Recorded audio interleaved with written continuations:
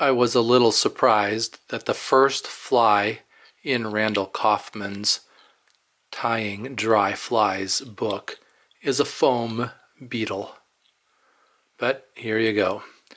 Tie it on whatever size hook you want to tie it to imitate whatever kind of beetle, size beetle you're imitating. This is a 12 2X, but I've tied them on 10s. You can go down as small as what? Tiny little beetle, whatever you want to tie. I'm using black thread, but thread and body color are really what are you imitating. This particular fly is a black beetle. So I have a piece of black craft foam. I've cut it to a point. It's about hook gap. It's a little bit wider than hook gap, but again, make it as wide as you need it to be for whatever beetle you're imitating, and the point just makes it a little bit easier to tie in. I'm holding it a little bit to the front of my shank so that that point will wrap up right on the top of the shank, and then the edges that are a little bit cut, that will give me a little bit of a rounded back end as I fold over onto that to create the body. And I do want to wrap down a little bit more. You can kind of just fold this up and see where my hook is sticking out behind the beetle, how long the body is going to be, what I want that actually to be, and just wrap back as far as I want for the beetle that I'm imitating. The body can be a lot of different things. I kind of like the sparkle of Peacock herl. So I have 2 strands of Peacock herl just because I want a fuller kind of abdomen on this. I am spinning my thread counterclockwise. That causes it to lay back towards the hook bend as I wrap it, and it makes it easier to catch in whatever it is I'm catching in this case, the Peacock herl for the body. And I'm going to come up to what Randall calls the 65% mark. So Randall Kaufmann, when he talks about the hook, he says that right here behind the eye is 0%, and back here at the bend of the hook is 100%. So halfway would be 50%. So I'm up, maybe I'm closer to 75, but he says around the 65% mark, where you're going to divide the thorax from the body or the abdomen of this beetle. And I suppose that the percentages are, flexible, but, and then I am going to put a little bit of super glue on the top of that shank. That's going to help hold that herl in, and then wrap that herl up without letting go of it. So I could have done a rope, I suppose, but in this case I'm just going to do some super glue, help to hold that herl for the body. And I do kind of like the sparkle and the green that is going to be on the underside of this beetle. That's what the fish will see when this beetle plops onto the top of the stream and attracts its predator. So then I will catch that herl in at about that 60-65% mark. And I just like to do 3 catch-in wraps and then 3 underneath securing wraps, and clip off the extra herl. For the legs, I am using, according to the recipe, some black deer. This is actually hair from the tail, from a bucktail, middle top of the bucktail where there's some black. But there are all kinds of things, again, that could be used for the legs on this beetle. You could use silly legs. So then I'm just going to grab both sides and kind of wrap over the top. That makes them lay backwards, and then I'm going to pull down on them. And then actually when I put that body foam back up the top, it's going to make those legs lay down and come out the sides.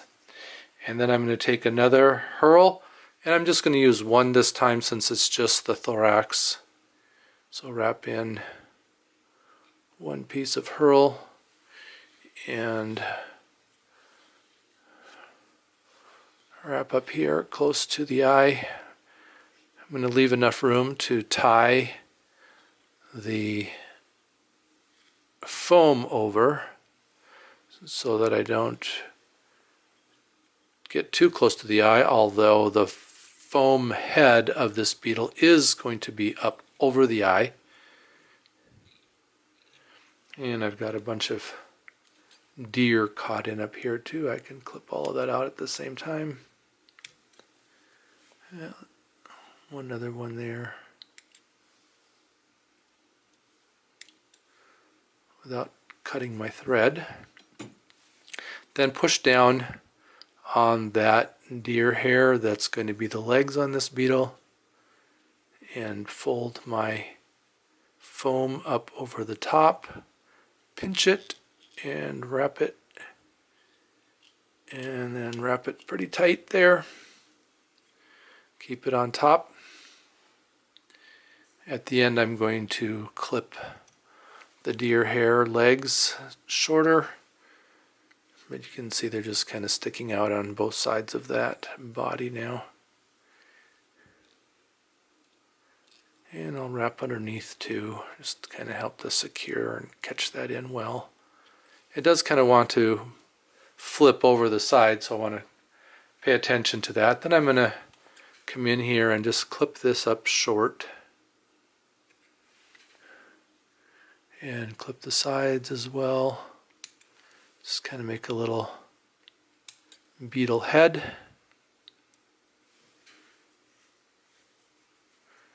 And there's still enough room I can lift that up and get my tippet in through the eye there. Now, it's a black beetle, and it might be a little bit difficult to see when I'm fishing it. So I'm going to put a little bit of polypropylene or something. Randall suggests some fluorescent yarn up here on top of the head, the neck, and just tie that in, catch that in underneath of it too. And the only real reason for this is because I want to be able to see my fly, and so that obviously the fish is underneath of it, it's not going to see that white, or if you use a colored fluorescent, that's very visible. Just going to clean that up a little bit. Not that it matters that much, I suppose, but I want to be able to see my fly floating on top of the water or being pulled down. Obviously I'm going to probably feel that too when it's pulled down. And then a whip finish, and it doesn't matter if I whip finish up over the top of that polypropylene. I'm going to cement that, so not worried about how many, 3, 5. Kaufmann says that since he lacquers all of his flies, all he does is do 2 half hitches. So now I can kind of turn it on its side a little bit here. And then I'm going to clip out the legs, just clean that up. Now if I was being more precise to nature, I would have just 3 legs on each side, as every insect does. But yeah. And I can use a variety of things. I suppose I could have used moose mane. I could use silly legs, a variety of different things for the legs on that. I'll turn it upside down and put my head cement on that knot. I guess we're going to call it a knot cement. And I do use a diluted goop. Just dip my needle in the goop, and then I can drop it off onto that knot, and it'll dry clear there. I will put a recipe for the goop in the description for this fly. So a foam beetle with a sparkly Peacock herl underbody.